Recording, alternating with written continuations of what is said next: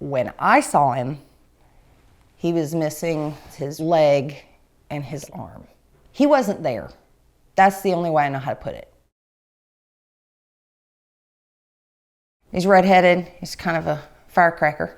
Just kind, sweet, would give his shirt off his back to anybody that needed it. God, he had a great laugh. Oh my God, his laugh was seriously contagious. Everybody that knew him loved him. I mean, for crying out loud, I think there were some 1,200 people at his funeral.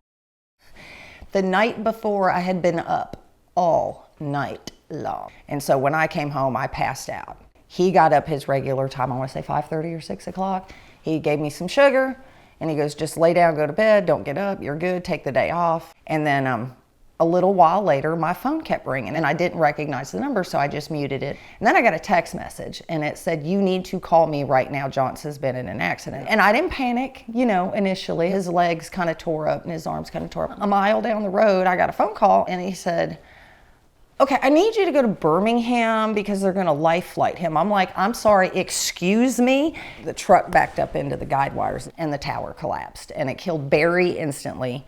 He was conscious at first, trying to get this crap off me, and then he just passed out.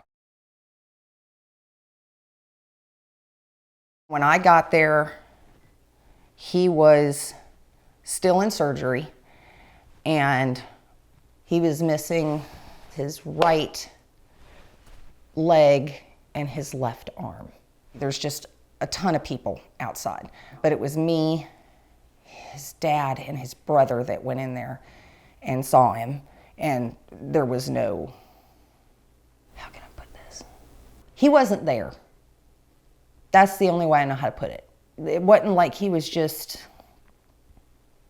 sedated. He just wasn't there. And I said that to my sister-in-law when I went out, and she looked mortified at me when I said it. I said, he is not going to live through this. We basically just asked, is he gonna wake up? That's what I wanna know. And the way that the trauma surgeon looked at me, I was like, she goes, it's coming out as fast as we put it in. And it just came out of my mouth. I said, just stop.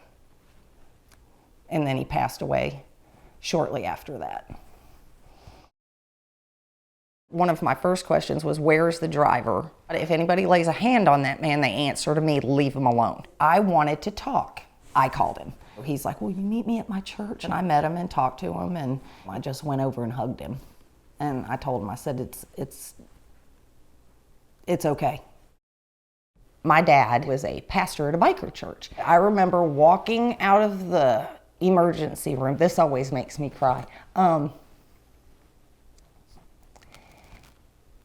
I got my dad on the phone, and apparently I screamed so loud into the phone, the entire congregation heard me, and he was not on speakerphone.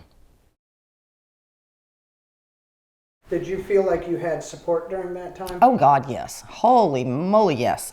I had all the girls from work. I had my mom, my dad. That house had so many people in it for 2 weeks. People bought me groceries and people came and cooked. And the minute I said I wanted Mexican food, 3 of the girls from work ran up to go get me some food. I did not want for support, not even a little bit. But what did the support look like from the industry? Most of the industry support came from his crew, his company, his bosses, the owners, everybody involved with that. But the industry itself, beyond the company, not really, which was one of the reasons I started that nonprofit.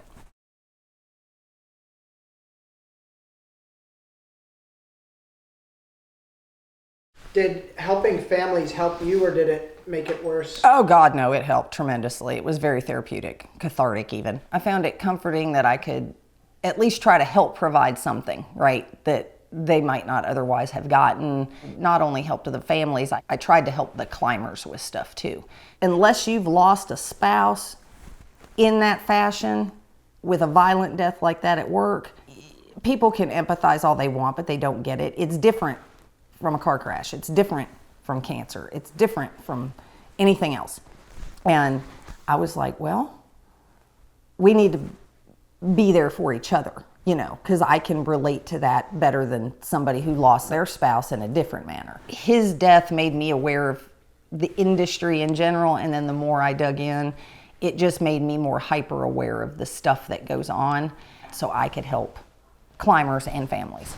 But yes, it was extremely helpful. I think he would have been happy about it, that I helped.